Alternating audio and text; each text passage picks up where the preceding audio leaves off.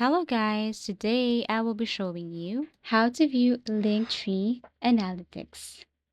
If you find this video helpful, please do like and subscribe. So first you need to log into your Linktree, visit https://linktree.ee, click login and enter your account details.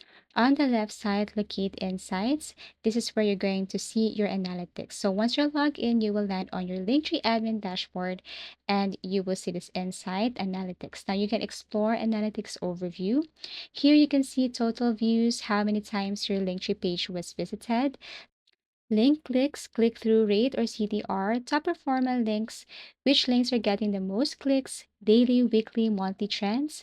You can see a visual graph of traffic over time. So you can scroll down below and see your active links, number of clicks, percent of total clicks, optionally detailed breakdown. You can also use filter, but this one is for pro version. So there are tons of features that you can unlock if you use the pro version. That is why they wanted you to upgrade your plan, but it's okay. Even if you don't, then you will see this analytics overview right here. So in short, here on your Linktree analytics, you can see which links your audience loves, optimize underperforming buttons, test titles, and rearrange links based on engagement, and track the impact of promotions or campaigns.